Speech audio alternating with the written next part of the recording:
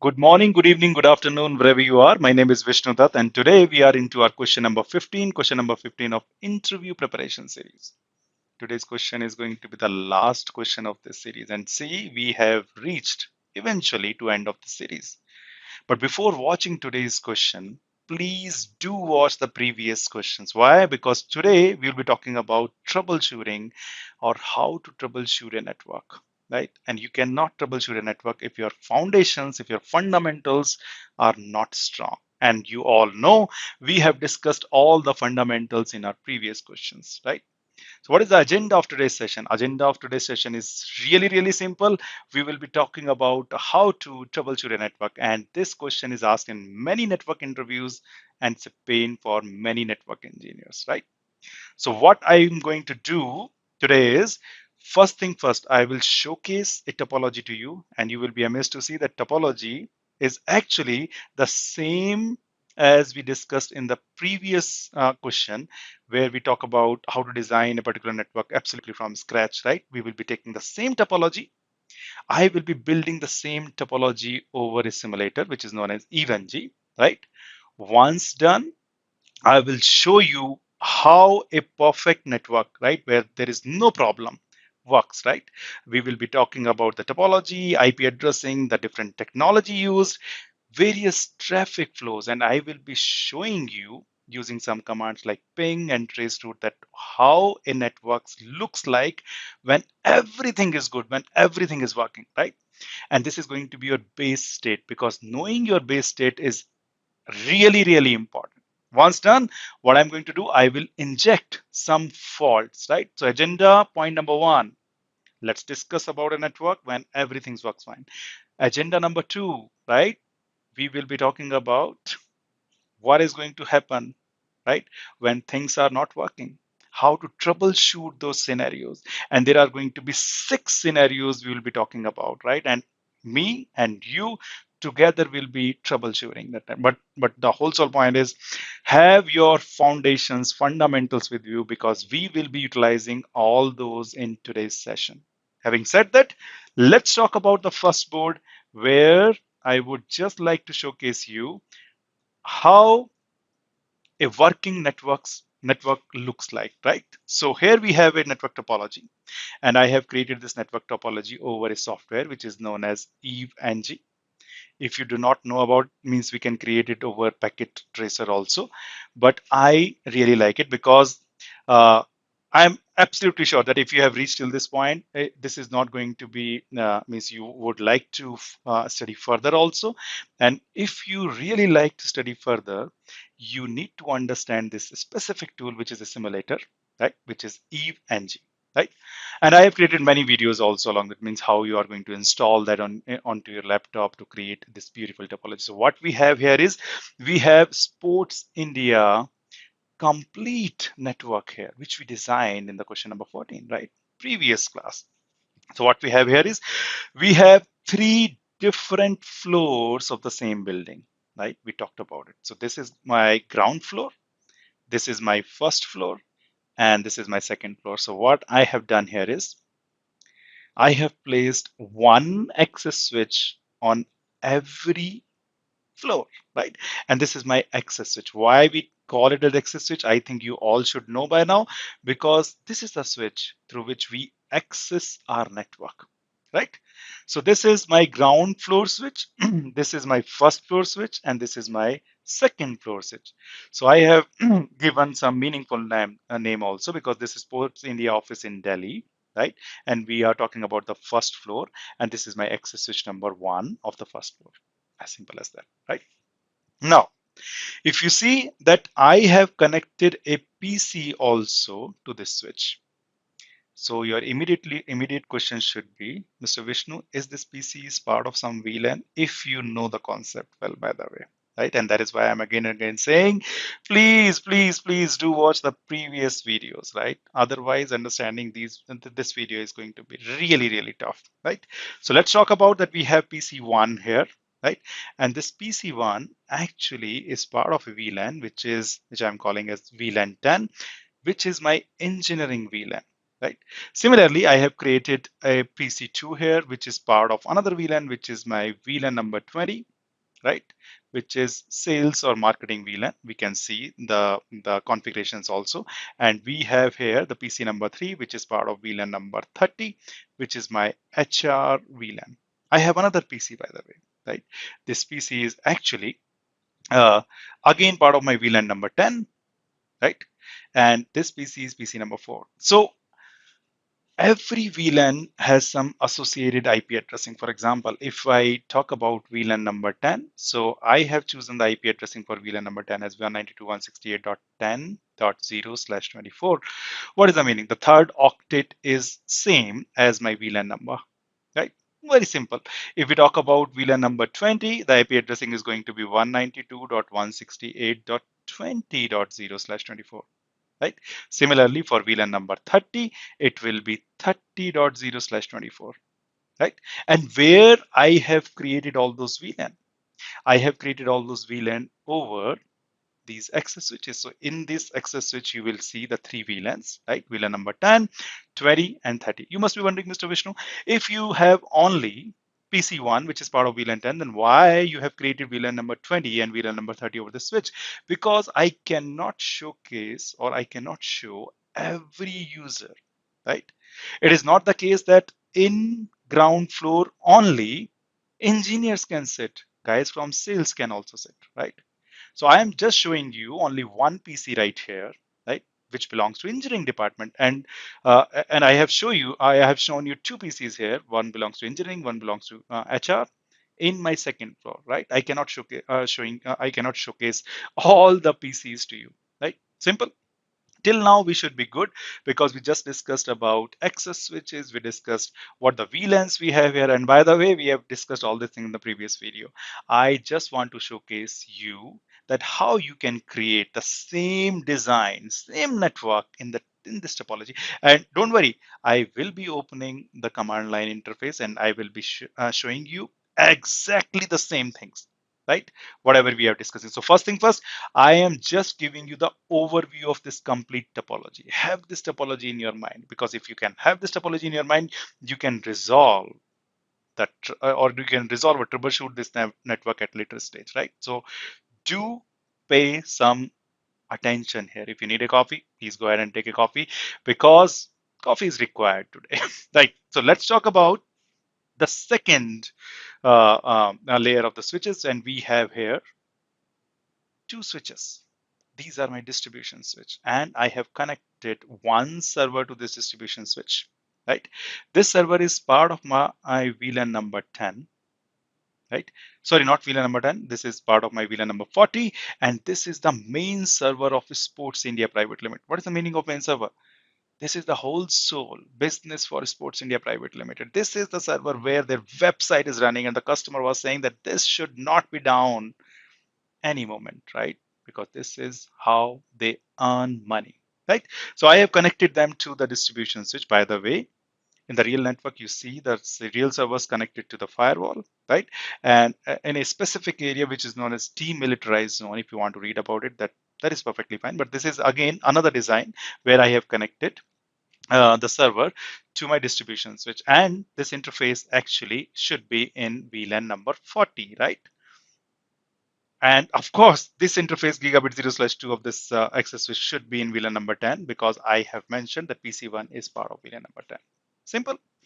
Now, as you all know, that every PC, if they want to connect to this internet server or internet user want to communicate inside, right, they should have a default gateway. Right now, we are talking about VLANs, means we are talking about communicating in the same network. But we have to talk to different networks also. And if that is the case, we need default gateway. And you all know we have defined a default gateway on this distribution switch in the form of SVIs, or switched virtual interface, right? Here I have SVIs and here I have SVIs. It means that I need to create two different SVIs for VLAN number 10, right? here and here also for VLAN number 10, then VLAN number 20 and VLAN number 30. Suppose I have choose one address for the default gateway, which is 192.168.10.2 here and 10.3 for VLAN number 10. Means for all the PCs which are part of VLAN number 10, if they want to go outside, they need to go outside via this layer 3 interface, which is also known as switched virtual interface. And now you must be wondering, Mr. Vishnu, don't you think you have made a mistake? And I will say what mistake I have made. You must be saying that generally the first IP address is the default gateway address. And you have mentioned 10.2 and 10.3. Nothing is the first address of this network, which is 192.168.10.0. And by the way, I am again saying everything will go above you if you are watching this this video directly and you do not have any foundations or conceptual knowledge, right? Please do see the previous videos, right? Okay, let's talk about now. 10.2 is here, 10.3 is here, and the debate here which is going on is why, Vishnu, you don't have 10.1. And that is where the concept of redundancy comes into picture. Suppose if I have created my 10.1 gateway on this distribution switch, and if this distribution switch goes down, my gateway is down. It's a problem, right? And if I love distribution switch 2 more, and if I give 10.1 here, again, it's a problem, right? If this distribution switch 2 goes down, then everything is down. Means my PC cannot talk to outside. My outside world means internet user cannot reach to this Sports India server also. And it's going to be disaster, right? That is where we need redundancy in gateway 2. By the way, in none of my interview preparation series, I mentioned this concept. Actually, we need redundancy for the gateway, and we call the gateway as first hop also. So we need first hop redundancy protocol, and first hop redundancy protocol, we mostly use HSRP or maybe VRRP. Right now in my setup, I am using VRRP, which is the gateway redundancy protocol. And it's a beautiful protocol. What does that mean? The meaning is in FHRP, I can define an address 192.168.10.1, which is my default gateway for VLAN number 10, for PC number 1 and PC number 4. By the way, these two are in the same subnet, right? And I am saying this 10.1, which I have defined right here, in between these two distribution switch, this is my virtual IP. And you must be wondering, Mr. Vishnu, virtual IP, what is the meaning? The virtual IP meaning is that it doesn't belong to any of the distribution 1 and distribution 2. It belongs to HSRP. And HSRP decides that whoever is active is going to have this IP address. Suppose out of the distribution 1 and distribution 2, distribution 1 is active, distribution 2 is not active, maybe it's passive, right? Then right now HSRP is going to say that distribution 1 will be having this IP address. And interestingly, in PC1, I have to configure a default gateway. You all know what should I give on the PC? IP address, mask, default gateway, DNS, DHCP, everything, right? So I need to define on the PC1 that your default gateway is 192.168.10.1. And right now, because distribution 1 is your HSRP active, it means that this guy is having the default gateway. In some rare situation, if this distribution switch goes down, it's the responsibility of HSRP, right, or VRRP, to give this IP address to distribution 2, so that the previous traffic which was going, suppose this PC1 wants to reach to internet server, previously the traffic was going like this. And if in a situation, if this goes down, the traffic will follow a different path, maybe this path, right? From here to here, here to here, and then it will be reaching this, right? So whatever I just showcased you, that is actually my traffic path for PC1 to reach this internet server. Very, very simple, right? And by the way, as you all know, this is known as virtual IP, and we just learned the concept of first hop redundancy protocol. But see, I have explained this also in 2 sessions, means 2 hour session, right? If you really want to understand standby protocol, HSRP, right? Please have a look at my course on switching, right? Which is totally dedicated to switching, all such kind of issues. You can see there how FHRP work, basically how it decides active standby. It is amazing class, right? Just have a look at on my website www.bridgewhy.com. Now, let's talk about the other thing. So we are done with the gateway redundancy. Now, what is happening between firewall and distribution switch, right? Here, if you see this distribution switch right now is having all the routes, right? Why? All the routes. Which route? We have here 4 VLANs, VLAN number 10, 20, 30, and 40. The distribution 1 and distribution 2 will be having 4 connected route, which is 192.168.10.0/24, 20.0/24, 30, and 40. Right? What I want is that firewall should also learn these route, and that is why I am running OSPF protocol between this firewall and my distribution switch 1 and distribution switch 2. So OSPF protocol is running, having area 0 here. Simple, right? And if we run OSPF protocol, now this firewall will be having all these routes too, and we need the routing between these two. So otherwise, the firewall traffic will never know where my 192.168 network are.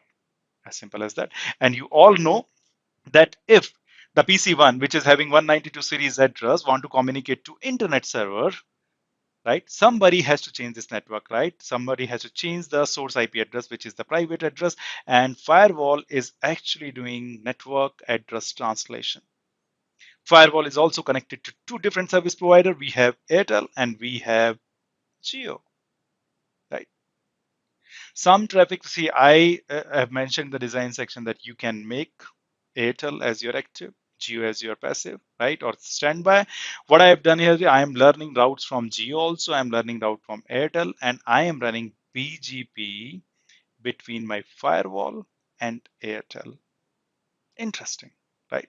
And I'm also running BGP between firewall and Geo. And you must be wondering, Mr. Vishnu, you haven't taught us BGP as a part of this interview preparation series. As I mentioned, that this is not going to be end of your networking career, right? That you just learn these 15 questions. BGP is one of the most important protocol, right? Entire internet is working on it. You see the recent attacks, right? What exactly the cause of the recent attacks? Whatever you say, the biggest attacks, right? Sometime AWS is not working. Sometime the entire internet is down, and you will see only two or three main culprit. One is BGP, right? Another is DNS. The other one is DSCP, right?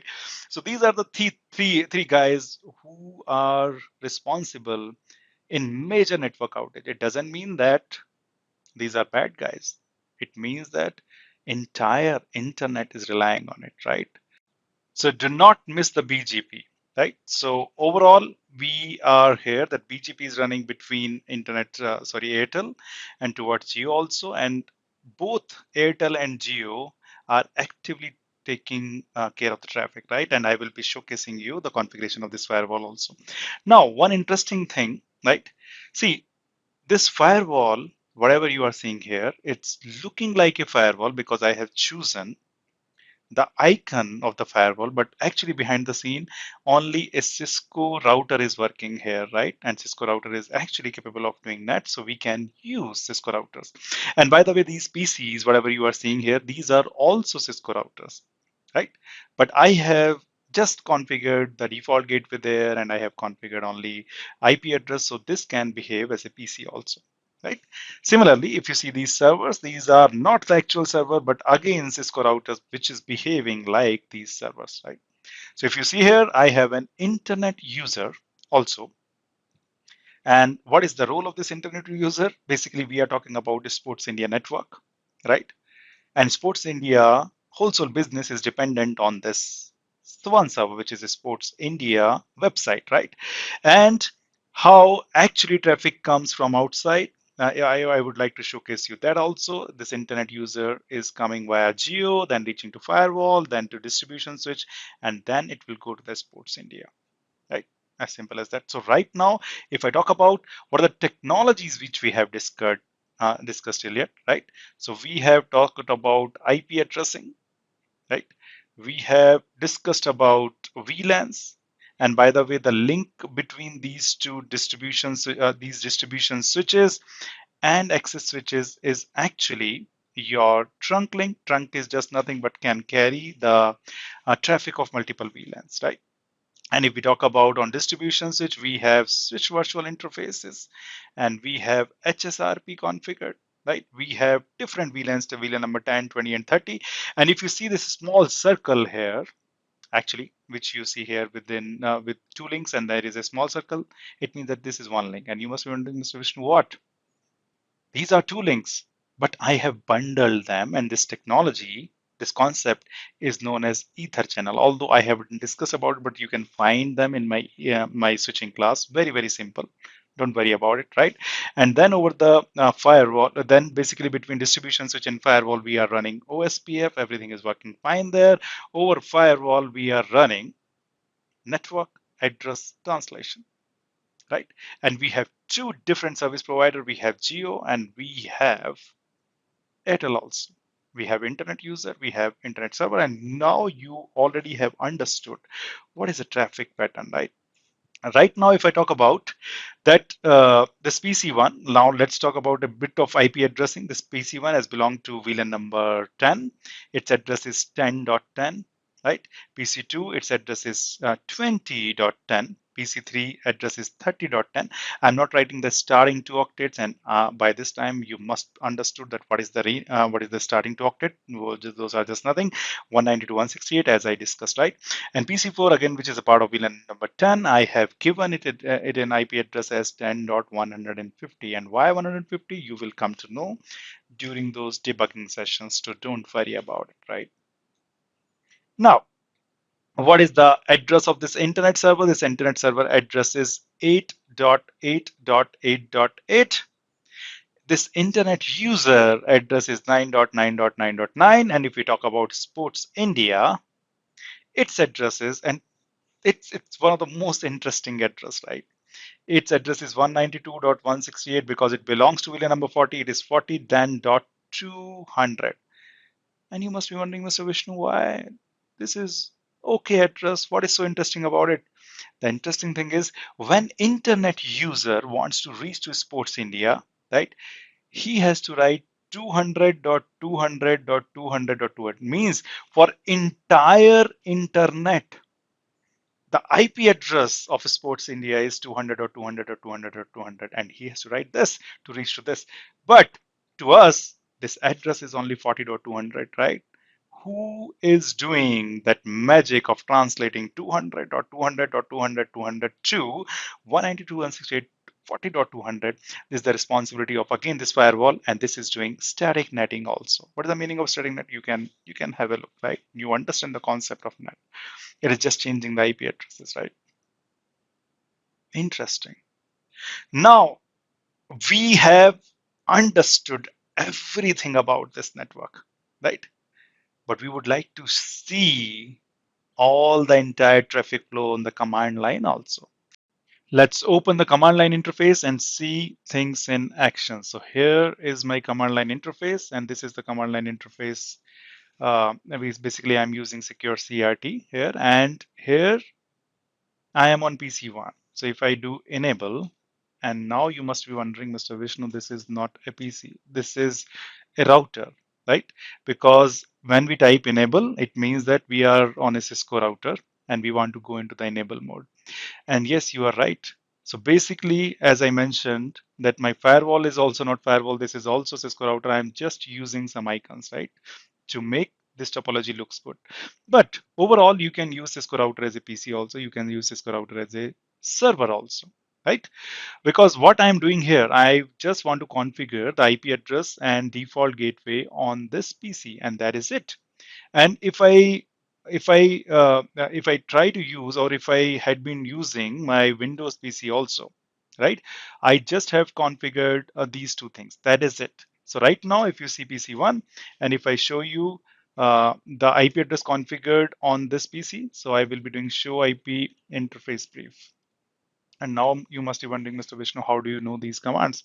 This is because I have some experience in this field. If you are new, don't worry. In today's artificial intelligence world, knowing command is very, very easy, right? You can open Chat GPT, you can open Google Gemini, and you can just write, I want to see the IP address configured on a particular router. What is the command? And believe me, it is going to give you. So today, in today's world, it is very, very easy to know the commands, right?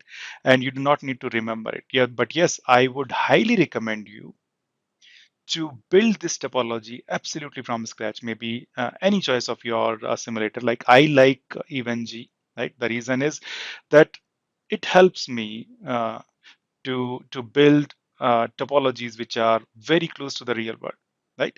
And we can do BGP, we can do OSPF, MPLS, anything. There are some other simulators also like Cisco Packet Tracer, and you can build this entire topology there also, means if you are comfortable there. But the whole sole idea is that you build it. If you build it from scratch, your confidence is going to be super high in interview, right?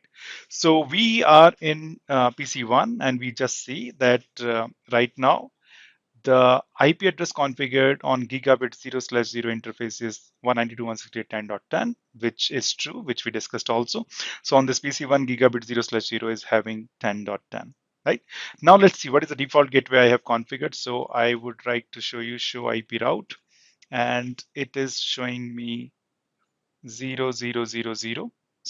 The meaning is if you want to reach to any network, right, use 192.168.10.1. So through 0.0.0.0/0, I am specifying if I want to go to any network, I need to go via this gateway, which is 192.168.10.1.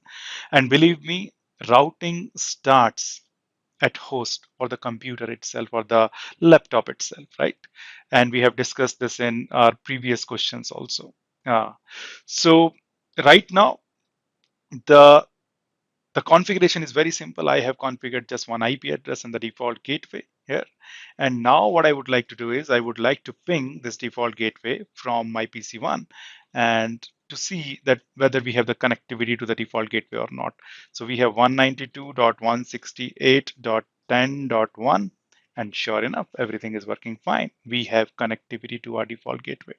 No doubt at all. Now, we need to see all the things in action. That is why I would like to go to my my access switch, which is on first floor, right? You can see which is connected to this PC1. And I would like to show you that what I have configured here. I want to see what VLANs I have configured here. So we have show VLAN brief command. Believe me, you do not need to worry about the commands. You can anytime know them. So we have 10, 20, and 30 VLAN number 10, 20, and 30. 10 is engineering, 20 is sales, 30 is HR. And interesting thing is that my gigabit 0/2 interface, right? Gigabit 0/2 interface of the switch is allocated to sales, right? And I am on first floor, and this is the problem is I am just seeing the first floor right now. I have to see the ground floor switch, right?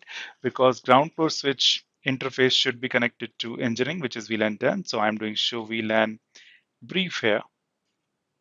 And if you can see right here, this is my PC3. It should be after here. So if you can see right now, I am on the ground floor switch. Okay, if I do show VLAN brief here, I can see that three VLANs are here, 10, 20, and 30, right? And gigabit 0/2 interface of this switch is connected or is in VLAN number 10. And that is why I can say my PC1 is part of VLAN number 10, as simple as that, right? Now, if I see the same thing on first floor switch, you can see that too. On the first floor switch, uh, if I do the show VLAN brief, which I have already done, you can see that the gigabit 0/2 interface is connected to sales. It means that PC2 is in VLAN number 20. See, this is how you define the access VLAN on the switches. Very, very easy, right? Now, if I talk about on access switch 1 itself, or maybe let's open the second floor switch. There you can see there must be two interfaces which is part of VLAN number 30 and VLAN number 10 because there are two PCs connected there. So if I do a show VLAN brief, and sure enough, we have three different VLANs, and we have gigabit 0/2 on VLAN 30 and gigabit 0/3 on VLAN 20, right? At this point, I should be able to communicate to PC4 because right now I'm showing you everything is working fine in this topology, right? So let me ping 192.168.10.150, which is the IP address of PC4. If I do enter, you can see straight away, right? This is working fine, no doubt about it. I can ping to different VLANs also. For example, if I want to ping 192.168 20.10, by the way, what is 20.10? 20.10 is actually my PC number 2, which is part of VLAN number 20. And if I do that, it should work. It is working. Similarly, 30.10, which is part of VLAN number 30, and it should also work. So now I can see my PCs can communicate with each other. My PCs can communicate to the default gateway also. For example, if I go to PC2 and see what is the default gateway I have configured here, it should be 20.1. So if I do show IP route here, it is 20.1, and I can ping 192.168.20.1.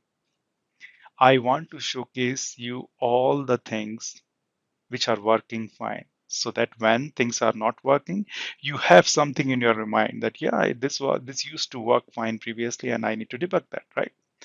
It is always good to know your working network, right? Now we are done with respect. We are good with respect to the access switches, and I would like to showcase you one more thing. If I go to access switch number 1, I would like to tell you what are the different trunk ports available here. So if I do show interface trunk here, you can see there are two different interfaces, gigabit 0/0 and 0/1 of these switches are trunk interfaces, which are the link between the distribution and access switch. And why not? It should be a trunk because they are carrying traffic of multiple VLANs, VLAN number 10, 20, 30, because we just ping from PC1 to PC4 or PC1 to PC3. These are the trunks on which your traffic is going, right? So trunk is something which can carry the traffic of multiple VLANs, right? So that is why we have these links as trunk. Now let's move to the distribution switch, which is going to be very, very interesting. Let's move to distribution switch number 1. And we all know that we have switch virtual interface configured here. So if I do show IP interface brief, right, I can see my VLAN number 10, 20, 30, and 40. 40 why? Because Sports India server is in VLAN 40. And I have given IP address to that, right? VLAN 10, 10.2, VLAN 20, 10, 20.2, 30.2, and 40.2. If you see the same thing in distribution switch 2, we have the same kind of configuration, same SVI I have configured there. So if you see here, show uh, IP interface brief, you can see here we have 20.3. So we have configured SVI, switch virtual interface, on distribution 1. We have configured SVIs on distribution number 2. No doubt about it, right? And if I show you show IP route connected, means these are the routes which are connected with this switch, distribution 2 or distribution 1. You can see that. And 10.20. 10 which belongs to VLAN 10 is right there. 20 is there, 30 is there, 40 is there, and you all know that these are the things which are directly connected to these distribution switches. As simple as that, right? Now, if I would like to showcase you that which is the active router, what is the meaning of active? The meaning of active is who is HSRP active router here. right? So HSRP active router is the one which is having this virtual IP 192.168.10.1, which is my default gateway. So right now I have configured 10.2, 20.2, 30.2, and 40.2. Where is 10.1, 20.1, 30.1, 40.1? These are basically the HSRP virtual IPs. And I can showcase you that. Show standby, if I do, it will tell me that for VLAN number 10, virtual IP address is 192.168.10.1 and state is active. It means that distribution 1 is active. Right now, if PC1 wants to go out of this default gateway, it will be choosing distribution 1 because 10.1 IP address is taken by distribution 1 because of the HSRP. HSRP has chosen distribution 1 as your active router. But in some cases, if this router goes down, believe me, your active router will become distribution 2 and the traffic will move just like this blue path, which I have showcased you, right? Similarly, for VLAN number 20, also you can see that the virtual IP address is 192.168.20.1, right? And this is your active switch for that. So we are good with respect to this. Now, the question arises that whatever the routes we have here, right, on the distribution, this should be known by the firewall also, right? If I go to the firewall and if I do that, does it know these routes? And if I do show IP route, and interestingly, these routes 192, 168, 10, 20, 30, 40, all are there. But interestingly, these are mentioned with O, and O means OSPF. It means that OSPF is running between this distribution switch and the firewall. As simple as that, right?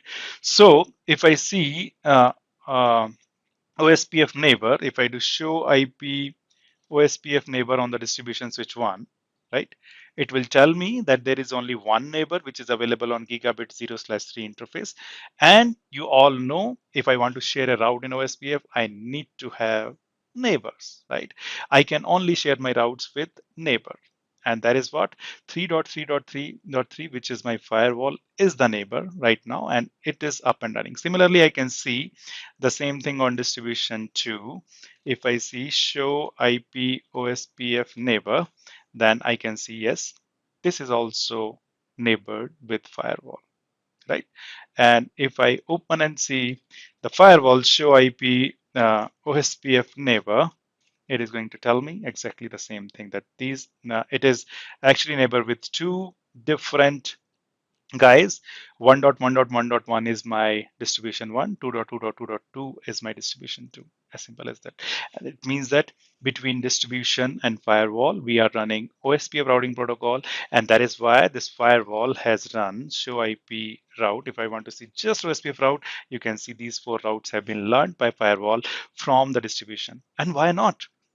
Firewall wants to reach to PC1, PC2, PC3, PC4, or maybe somebody else is want to reach, means the traffic will be going out of this. So this firewall should know your internal networks, and these networks 192, 168, 10, 20, 30, 40 are your internal networks. As simple as that, right? Firewall wise, till firewall we are good. It means that we should reach from firewall, we should reach our PCs in VLAN number 10, 20, 30. And if I do that, I can do 192.168.10.10. What is 10.10? My PC number 1, and I am able to ping it.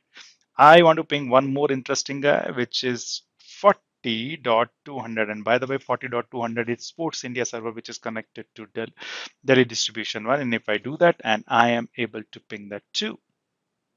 See, we are moving step by step from PCs to access switch to distribution switch, now to the firewall. Although this firewall is not exactly firewall, right? This is a router, but it has the capability of doing that, which I am doing. I am not concerned about the security for now, right?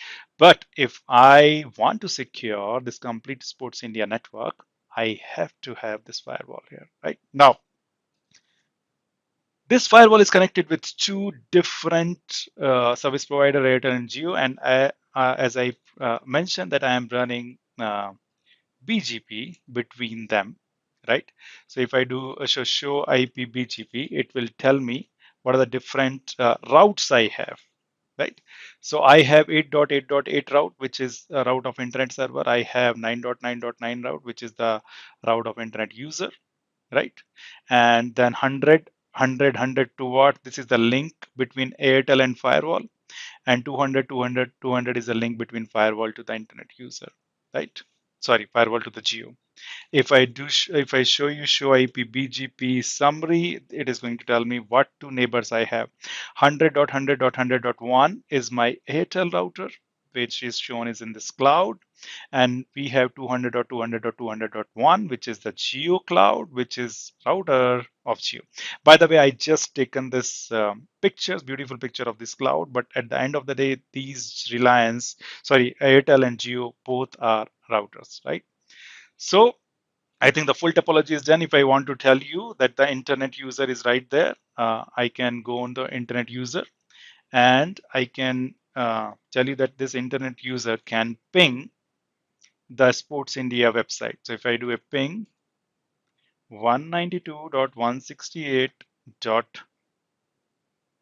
No, no, no. I am on internet. So basically, as I mentioned, for internet guys, this website is 200 or 200 or 200 or 200. So if I do, it is means from internet. Internet user can be able to ping the Sports India. And why? Because on firewall, I am doing netting, right? If you can see here, show run include net.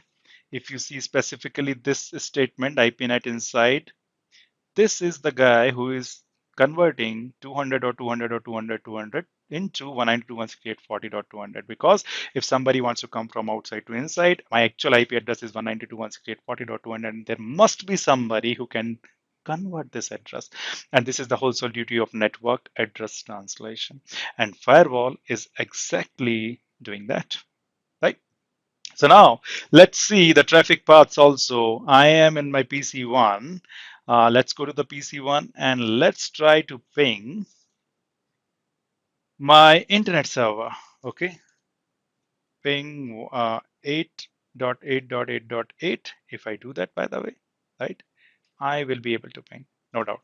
And if I want to see what path I am taking towards my internet server, it is again very, very simple. I need to use traceroute. Guys, remember we have one complete question on this traceroute. Traceroute is one of the most important command in troubleshooting, right? Let's do that. 8.8.8.8. If I do that, I am going over these hops. By the way, 10.2 is just nothing but my SVI configured on distribution one. And you can ask one question, Mr. Vishnu, why I'm not getting reply from 10.1? 10.1 is my gateway for the PC1. You are right, but 10.1 is the virtual gateway. And Cisco has implemented this switch as that it is not going to send back anything from the virtual IP. It will be sending something from the physical IP which you have configured, and the configured IP on your switch virtual interface is 10.2. That is why I'm getting the reply back from 10.2. And to understand traceroute output, you need to understand how traceroute work. And I believe that you are watching all these questions as a series, right? Today's question is going to be only understood by you if you have seen the previous questions, otherwise not. The next hop is 101.2. By the way, 101.2 is the IP address I have configured on this side of the firewall, right? So first hop is distribution, second hop is firewall, third hop is actually my Airtel router, which you can see right here.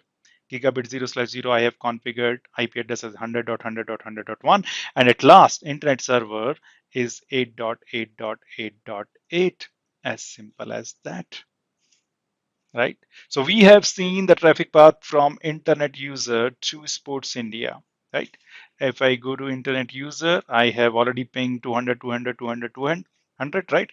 What I can do here is I can do one more command, no IP domain lookup. And if you are wondering what is the meaning of that, just leave it, right? If I do trace route without this command, basically it will try to resolve the name of the IP address, but I name of a particular device, and that's what, and it is going to take some time, and that is what I am not, I don't want. So if I am pinging from internet user to Sports India, what I can do is ping 200. Ping was working fine. Let's do the trace route. And if I do the trace route for 200.200.200.200, it will be coming to the geo, then firewall, and then basically towards the distribution. And you can see everything is working fine. Why 200 or 200 or 200? There is a specific reason behind this, but let's leave it for now because it is going to be in different directions. So first hop was geo, then firewall, then distribution, and then sports India. Very, very simple. Now, let's go back to the PC1 and let's see whether we can reach to 9.9.9, which is the internet user also. And you can see we can do that too. So this is the entire working state of this topology, right? Very, very interesting.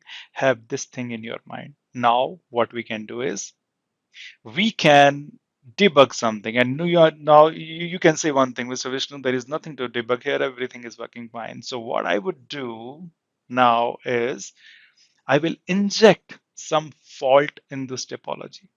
And there are going to be 6 faults. And we will try to resolve these faults one by one. Okay. So next topology which you are going to see will be having fault injected in them. Okay. So now I have injected the fault in this topology, and the fault number 1 is that PC1, which you can see right here, is not able to ping to PC4. And by the way, PC4 is in the same VLAN. And this trouble, which is mentioned right here, it is saying that PC1 cannot ping PC4. Both are in same VLAN 10. PC1 address is 192.168.10.10, and we know that, right? Because this is part of the subnet 192.168.10.0. So we have here 192.168.10.10/24, and basically PC4 is 192.168.10.150. These two guys are not able to ping each other, right? And now your duty is to troubleshoot this issue. Believe me, if the fundamentals are solid, it is very easy. What we are trying to do, first thing first, we are trying to communicate from 10.10 to 10.150, right? And these are part of same VLAN. If I say same VLAN, it means that it is in the same network. We are talking about just a small network, right? One single network or communication inside a particular VLAN or particular network. And we have studied that is question number 2 or 3 very well. We know that address resolution protocol picture comes in, ARP or address resolution protocol will come into picture if we can get the MAC address of 10.150, the communication will through, right?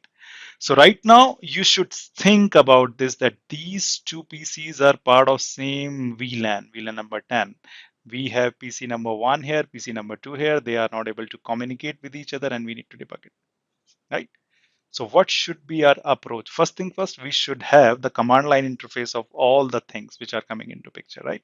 And we should also make a model in our mind that what should be the traffic path.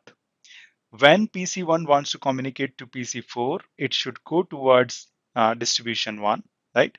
Then it should go toward access switch 1, then distribution 1 from here to here. And now you must be wondering, Mr. Vishnu, why not on gigabit 0/ when we can go, right? And this is where your spanning tree knowledge comes into picture. Right now, I can tell you that this port is blocked by a spanning tree. If you don't know, I will be showcasing you in, there is one trouble on spanning tree also. Don't worry about it, right? So this port is blocked. That is why I reached to distribution 1, and from distribution 1, I will be coming to my access switch and from here to here. So this is going to be my layer 2 path. Why I'm saying layer 2? Because layer 3 is not involved here. We are just communicating inside the network. And that is where my problem is. When we ask in interview somebody to debug this issue, first thing first, they say we need to ping the default gateway. Dude, default gateway is not coming into picture at all here. We are communicating inside the same network. If you want to communicate between network, then the traffic should go via default gateway. But default gateway is not coming into picture at all. right? So we need to see this complete path while doing debugging. What is happening on this switch, right? We all know that this is a trunk port, this is a trunk port, and on this trunk port, all the VLANs, whatever we have, 10, 20, 30, everything should be allowed on this port as well as this port, right? All the IP addresses should be correctly configured. And we need to check whether we are able to do address resolution protocol or where we are able to get the MAC address of PC4 or not, right? So this is the whole soul thing which comes into your mind when you see this problem. Okay, so if I show you right here and how you are going to see the problems, first thing first, we need to open the command line interface, right? And as mentioned by this trouble that PC1 is not able to ping PC2, let's try to ping first of all, right?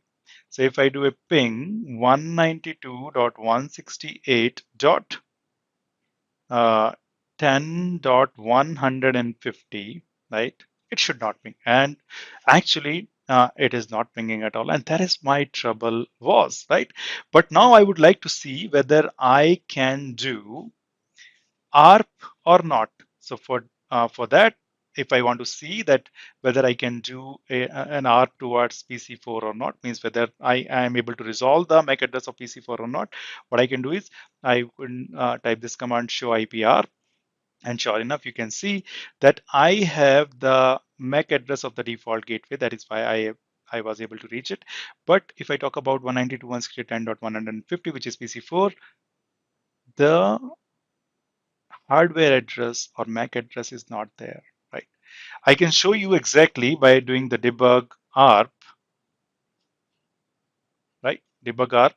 If I ping again, it can show me right there that I am sending this ARP request again and again, but nobody is replying me back, right?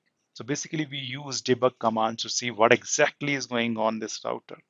And there is a debug command for almost every feature. Means if you want to debug OSPF neighborship, right? You can enable the debug and you can exactly see what is the problem going on, right? Instead of looking at the configurations to find the issue, which is very, very difficult, means you will match the configuration, right? It is always easy to just search for the debug command for that particular interface and it can tell you what is the problem going on. Right now, if you can see, I'm not able to get the MAC address of 192.168.10.150, and you know the working of ARP. When we ping the first packet, right? Because we do not know the MAC address of 10.150, that is why we do address resolution protocol, which is the broadcast message which will go over on this trunk ports, and it means that my trunk means my ARP message is not able to reach to PC4. So let's see what is happening at access switch of ground floor, right? So let's see whether my PC in the same VLAN or not. So show VLAN brief, and when we were discussing the working, when everything was working fine, this gigabit 0/2 port should be part of VLAN number 10, and it is. There is no problem with respect to that, right? I need to check on the second floor switch also here that whether my gigabit 0/3 port is in VLAN number 10 or not. So show VLAN brief. And here I can say that yes, gigabit 0/3 port, which is PC4, is actually part of the VLAN. So basically, there is no problem with respect to VLAN assignment on both the switches. Everything is working absolutely perfect, absolutely fine, no doubt about it, right? Now, the problem might be on this trunk link. Maybe some trunk link doesn't have permission to send the traffic of all the VLANs, right? And that is what we need to see. Just wait a minute. So we will go to my access switch one and I will say show interface trunk, and everything is working fine here because on gigabit 0/0 to 0/1, all the VLANs are allowed. No problems, right? So let me go to distribution switch and let's see what is happening on gigabit 0/2. So let me go onto the distribution switch. And if I do the same command show interface trunk, it is telling me everything is allowed on these ports, right? Gigabit 0/2 also has every VLAN allowed, so no problem here too. Let me, and that is how you go step by step. See, take time, think, no problem with respect to that. Okay, so if I talk about second floor access switch, let's go here and see what is happening here. So show span, not spanning tree, show uh, interface trunk, right? And here I think we get the problem. On gigabit 0/0 and 0/1, we are not permitting VLAN number 10. See, we have 1 to 9, we have 11 to 4, and we have all the VLANs allowed, but we don't have VLAN number 10 allowed. This is the mistake. This is the fault which which I introduced here, right? You can see the configuration on now show run interface gigabit 0/0, and you can specifically say that I am allowing only these many ports, nothing else, these many VLANs, right? Not VLAN number 10. So it is happening on the both the interfaces. So I will be doing interface range, right? If I want to configure on both the interfaces 0/0 and 1. Now I will be doing switch port trunk allowed VLAN. I will be saying allow all the VLAN, right? This could be one of my problem. And by the way, it is not the case that there are going to be one problem or one trouble in one question. I'm not sure whether you have given the SCCA exam or not, but in that exam, there is a troubleshooting section of one, means in 2013-14, there was a troubleshooting section, and we need to solve 10 tickets like this, and one ticket can have multiple faults, right? So we have just resolved one fault. Maybe there is one more fault in this, right? But let's see what is happening right now here. If I do show interface trunk once again, now everything looks fine, that all these trunk interfaces are carrying the traffic of all the VLANs. Now if I do a ping from PC number 1, uh, and here is my problem once again. I am again sending ARP, but nobody is replying ARP. It means that this question is not solved till yet, right? This scenario, we are not able to troubleshoot till now. It means that there might be some other problems too, right? So can we go and check what is we have configured at PC4, right? So let's see whether this IP address is correct or not. So if you see right here, if I do enable and if I do show IP interface brief, this is saying, yeah, I have configured correct IP address here, right? 192.168. So does it mean that everything is working fine and we should say now that I can't troubleshoot it? I need to check what the mask I have given, right? So for that, you can do show IP interface gigabit 0/0, and it's going to tell you everything, right? So it is saying that gigabit 0/0 is up and internet address configure is this one. But here is the thing. We have /25 here. On PC1, we have configured the same thing as /24, right? If I show you, show IP interface gigabit 0/0, you can see this is, so subnets are mismatching, right? For PC4, it is not part of the same network as PC1, believe me. And if you know subnetting well, if you have seen my first, second, third sessions of this series, believe me, 100%, you must be agreeing with me now that the PC4 is not in the same subnet at PC1, right? So we need to change the IP address at PC4 and make it correct. We need to, as the question says, that both are part of VLAN 10, but these are not part of the VLAN 10, right? So if I do show run interface gigabit, okay,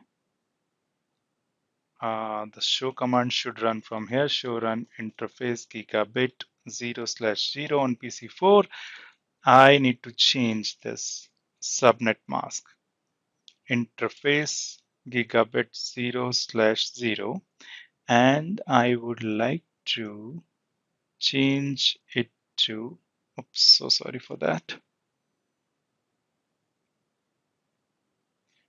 So sorry for that. So I would be writing again interface gigabit 0/0, and this is my IP address, but I would change the mask correctly. And now I can show IP interface gigabit 0/0. You can see now everything is fine. Interesting, right? If I go to the PC1 now, let's see. I think everything is working fine. If we do ping 10.150, it is going to do the ARP, and ARP is received, by the way, right? Let me undebug all. You all means I have undebug, right? Whatever the debug outputs I was getting, I have undebug it. So we are not going to get the debug outputs now. And by the way, don't worry about this command. These are very, very simple. You can just, when you have some experience, these commands are going to be with you. But otherwise, just open a chatbot, how to debug, how to write, how to write a ping command, or how traceroute is going to work. You can all see there, right? So now, if I do a ping, you can see I'm able to ping. So this scenario, right, or this trouble, what we have done here, we have allowed the VLANs on all the trunks. And the second thing which we have done is that we have changed the IP address, right? So to make PC4 and PC1 part of the same subnet. Very, very interesting. Now, let's move to the second ticket, right? If you are enjoying this, this is going to be great. And only those people will enjoy this who have good foundations, good fundamentals knowledge. Okay. Having said that, let's talk about this trouble now. We are in scenario number 2 that PC1 in VLAN 10 cannot ping PC2 in VLAN 20. Very, very interesting. We are having PC1 here. Now it is not able to communicate to PC2, and now you should understand that we are talking about two different networks. And if we have two different networks, then we have to go via gateway. And we all should agree on this fact, by the way, right? So two different VLANs, two different PCs, part of two different VLAN, and we are here talking about communication between two different networks. As simple as that. Now, let's see what is happening here. If again, we need to open our command line interface, we need to go to PC1, and first thing first, let's try to ping towards PC2, right? And of course, it is not going to work because I have introduced the trouble here. So 20.10, no, we are talking about different networks, right? So first thing first, what we are going to do, whether we are able to reach to our default gateway or not, right? We will check from PC1 and PC2 both. So let me ping 192.168.10.1, and sure enough, we are able to ping it, right? From PC2 also, if I ping 192.168.10, or sorry, 20.1, I can able to ping, right? And if I go back again to PC1, because now we are going from 10.1 towards 20.1, and then we'll be moving here. So I should be able to ping 192.168.20.1 also from here and from PC2. And this is how basically you are building the mental model to solve this problem, right? I am able to reach my default gateway. I should be able to reach the 10.1 gateway also, because from 20.1 gateway, I will be going towards 10.1 to reach here, right? And these two gateways, by the way, are here. So what is happening right now? I can go from here to here, 10.1. Here I have configured 20.1 also. I can move from here to here. And this PC2 can go to 20.1, and we are just checking that whether it can go towards 10.1 or not, right? And here is the problem. So we are not able to go towards 10.1 from PC2. Both paths, forward and reverse, should be good. From PC1, we are good because we are reaching its default gateway and the gateway where PC2 is there. From PC2, we are not good because we are reaching to the default gateway of PC2 20.1, which we are not able to reach to 10.1, right? So let's see what default gateway I have configured here, right? So to do that, I will write show IP route. And if you see here that this PC want to go out to another network, it is going via 192.168.20.254. Does some bell ring, right? Our default gateway should be the first IP address, right? 192.168.20.1, which we have configured as a HSRP virtual IP, right? And that is why this is wrong. So if I do show run include route, I have given this command to configure this route. I need to change it from 20.254 to 20.1, right? So I will be doing conf t and I will be doing no. I will be removing this route first thing first, and then again pasting this route, but this time 1. And I'm sure enough now I can able to ping 10.1 also from here. And I am 100% sure that from PC1, if you do a ping towards 10, 20.10, I will be able to ping. Very, very simple, guys. But if you understand the concept that when we communicate between network, we have to go via gateway, right? And we have just fixed the gateway here. Very, very simple. The third question or the third trouble is going to be test of your knowledge on spanning tree. And by the way, this is not the trouble, but this is asking, right? This question is asking for your knowledge on spanning tree, and that is where people have so many problems. They don't understand spanning tree. And in today's world, when we have VXLAN, which is the solution of this spanning tree or VLAN problems, right? We do not need to learn, but believe me, you can't even learn VXLAN also if you don't know these concepts, because VXLAN comes later, which is built to solve these problems. So if you are trying to build your career in computer networking, these are the basics, guys. You need to understand them. I'm not saying that spend hundreds of hours in spanning tree. No, just try to understand what exactly it does. Spanning tree actually avoids loop in your network, right? So what exactly they are asking in this question is, who is the spanning tree root in this topology for VLAN number 20? Just tell me. And can you draw the spanning tree for VLAN 10? Right? First thing first, we need to understand what is spanning tree, right? And what is the spanning tree topology also. So in a typical layer 2 network, we have loops. For example, if I send an ARP message here, it will go to distribution, it will come here, then it from here to here, and then it will come back here. And if there is a loop in the network, believe me, this is very, very dangerous for layer 2, because layer 2 doesn't have any loop avoid mechanism on its own, just like means in case of IP, we have TTL, right? But here we do not have any loop avoidance mechanism. And if that is the case, it's a big problem, right? When we see a loop in layer 2 network, all the switches goes to 100% utilization. And that is why no switch works very well. And what we can do here is to avoid this thing, we have spanning tree protocol runs, which runs on all these switches, which is my layer 2. And you can argue with me, Mr. Vishnu, this is layer 2 as well as layer 3. Yes, you are right. Distribution switches are layer 2, right?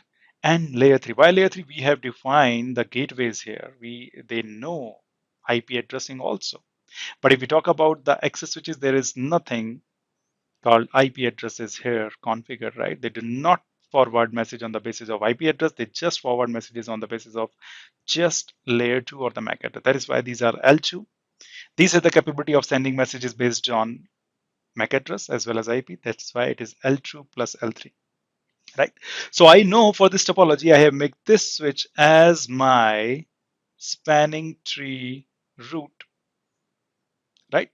And I will be showcasing you that on this route, all interface should be in the forwarding state.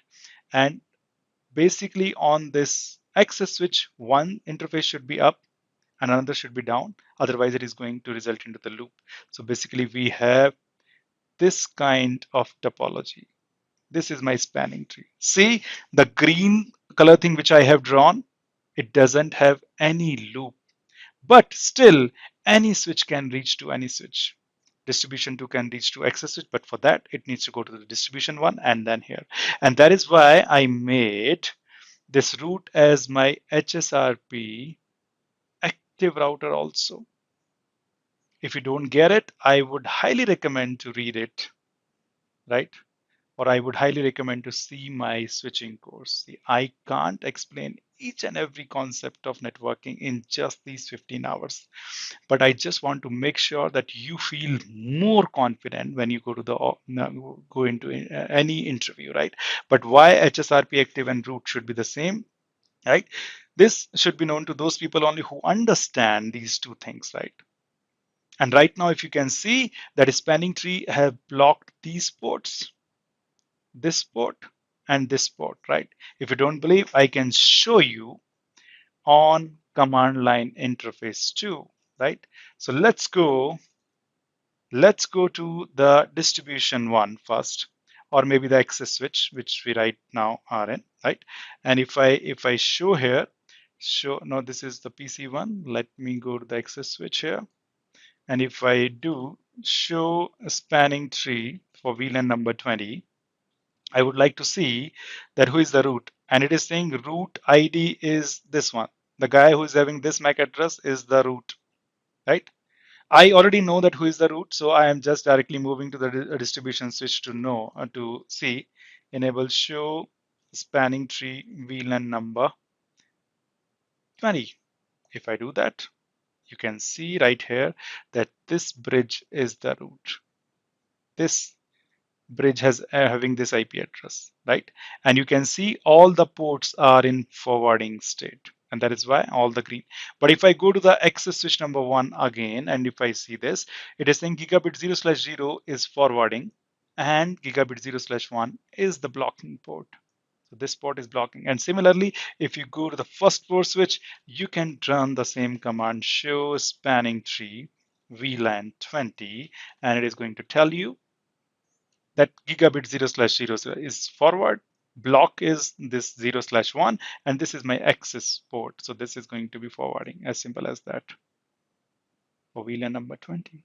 As I think if you get this, right, your knowledge is superb on spanning tree. So we are done with respect to layer 2. See, we have discussed a problem where PC1 was not able to communicate to PC4. Then we see the layer 3 problem where the gateway was the issue. And now we have seen an interesting thing that can you draw the spanning tree or the minimum spanning tree for this layer 2 network? And we have seen that, right? Just see the beautiful thing here, right? We have this guy as root, right? And these are its branches coming. So there is no loop and everything else is blocked by spanning tree. And at the end of the day, what exactly spanning tree is doing? Spanning tree is actually removing the loops from the network. As simple as that, right? Now let's move to the next scenario. And that is why basically people fear about scenario based questions, because they do not understand the foundations well. They don't understand the design well. But if somebody has put some trouble or some faults inside the scenario, the problem is manifold. But you can see, if you know the foundations, if your basics are strong, these things are very, very simple, right? Now, the question number 4 is PC1 is not able to reach to internet user. Who is the internet user? This one. And this guy's IP address is 9.9.9. And when we were working, when everything was working fine, how PC1 was going towards internet user? First to the access switch, then distribution, and then from distribution to firewall, from firewall towards geo, and this was the traffic path, right? So if something is not working, then there must be problem in this traffic path itself, right? So what we are going to do is we will be just opening this thing, and we have very, very interesting tool, which is a trace route, which exactly tell us where the problem is in this path, right? So first thing first, we will be seeing whether I am able to ping or not. 9.9.9.9. No, we are not able to ping 9.9.9.9. And if I do a trace route on 9.9.9.9, we can see that I am able to reach to 10.2, means my distribution. right? Otherwise, from where to start, I don't know. And that is why Traceroute is one of the best tool for which is used in debugging, right? So 10.2 is the IP address configured on the SVI of distribution one, we all know, right? And after that, we are not able to go anywhere. It means that the problem is in this distribution one, right? And if I go here and see basically what are the routes I have right now. So I don't have any default route also here, right? And if I see, and by the way, previously we were running OSPF between firewall and if we see show IP OSPF neighbor, okay, there is no neighbor here, right? It means that there is some problem with respect to the OSPF we have configured between firewall and the distribution switch. And I can see on the second distribution also that there is no OSPF neighbor, right? And by the way, I forgot to mention that basically this thing is working in area 0. If I show you the configuration of distribution 1, show run section OSPF, you can see that everything is working in under area 0, right? Simple. Now let's move to the firewall. Maybe the problem is there, right? So what I have done is I have deliberately removed the logging here. So if I do one thing, you can see the problem directly. So I am doing logging console. If you do that, right? And if you see that received invalid packet mismatch area ID, right? So it is telling you the problem right there. So if I do show run section OSPF here. So sorry for this, not OPSF.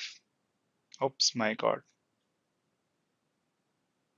It is OSPF, right?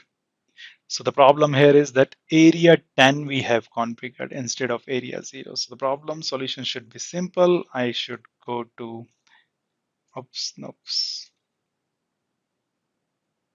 show run section OSPF. I should go to router OSPF1 and I should be removing first thing first this command. Okay. And I should be removing this command too. And I will be replacing this with 0. Okay, 102. And I will be replacing this with 0 again, but for 101. And now you can see this thing is coming up.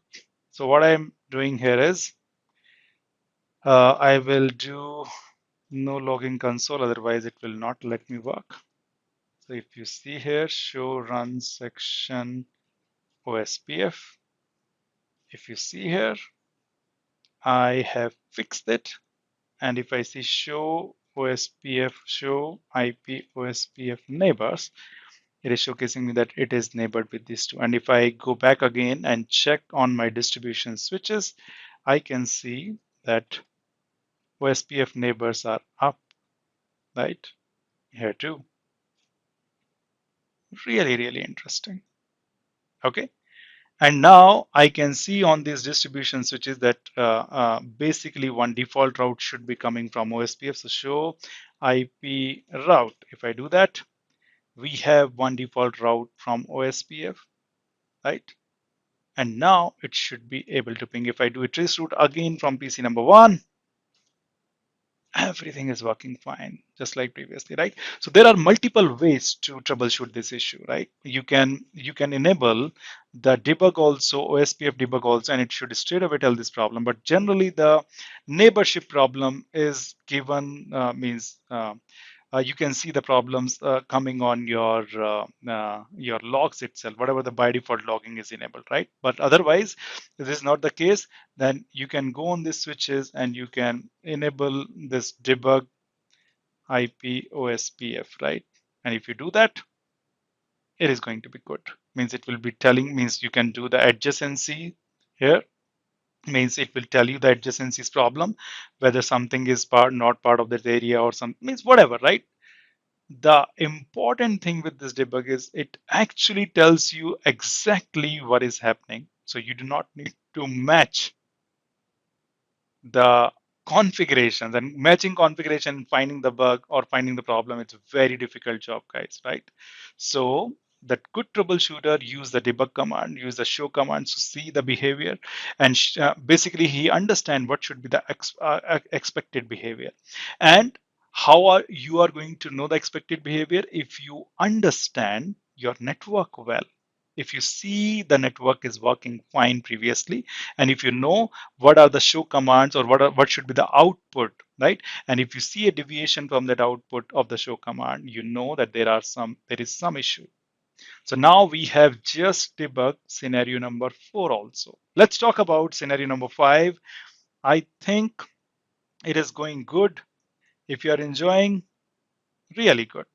If you are not, then we need to brush up some of the basic concept. Now, what is happening here? Internet user is not able to ping Sports India website server with IP this. So by the way, we have this internet user, and whole sole goal of Sports India is to have this up and running. But the problem is when this internet user type 200.200.200.200, it is not able to reach to this server. And we know that firewall is doing the net, right? And you must be wondering, Mr. Vishnu, internet user does not write the IP address. Don't you know that? It is going to ask if it is going to open a browser, and it will write sportsindia.com. But at the end of the day, you all know DNS will come into picture, and this internet user will be trying to reach 200.200.200, right? Traffic path, we already know that it should be coming from here to here to here, right? Again, let's go back to the command line to understand what is the problem going on. But we should know that NAT is happening at the firewall. Okay. So if we go here, if we do a enable here, and if we do ping 200.200.200.200, we are not able to ping. Let's do the trace route from where to where it is coming, right? So if I, okay, so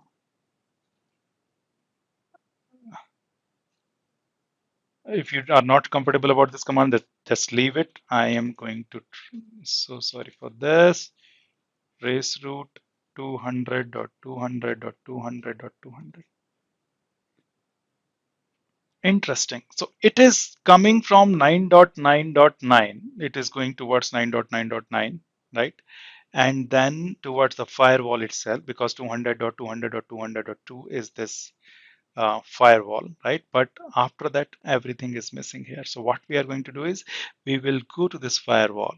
And I know that the problem can happen only in the NAT thing, right? Because this firewall is doing. So let's see what exactly is going on. So if I do show run, show IP NAT translation, right?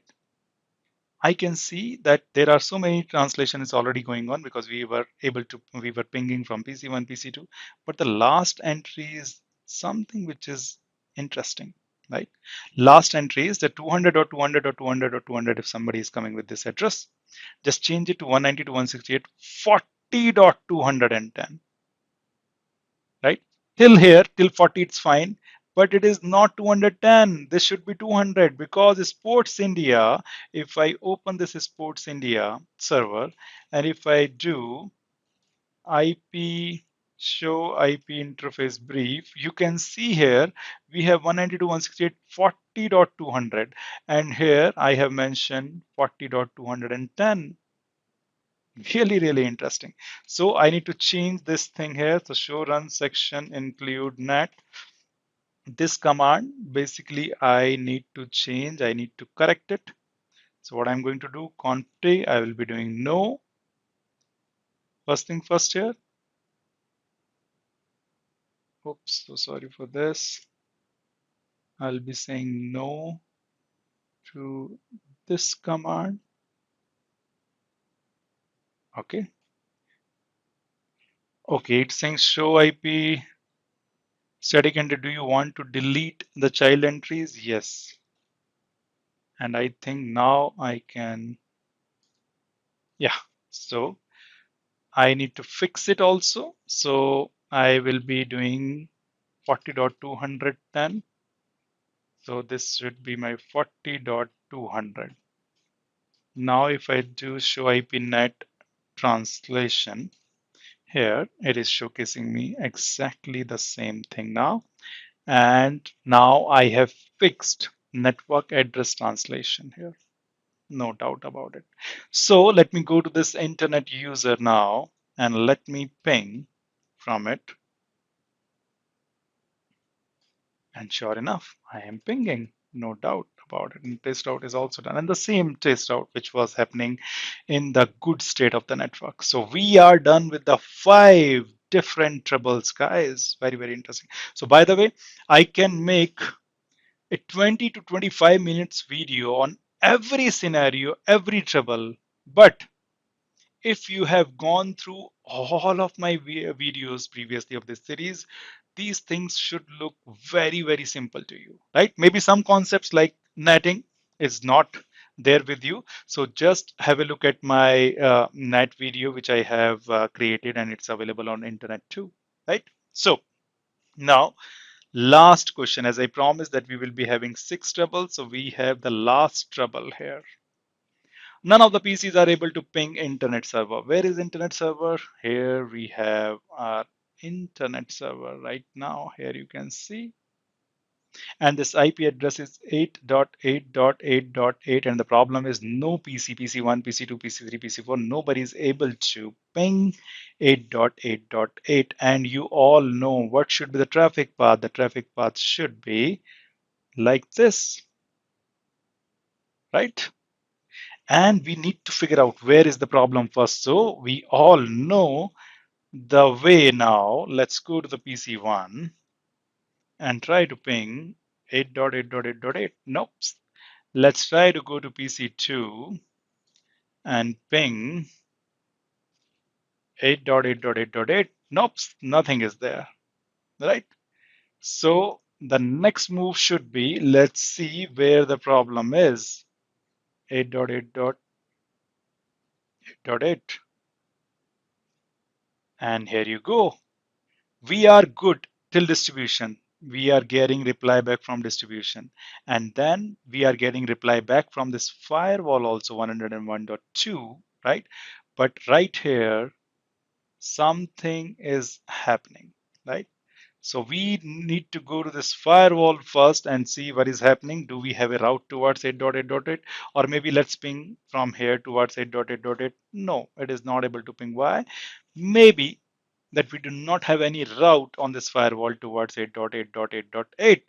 And let's see that, right? So show IP route for 8.8.8.8. It's not there.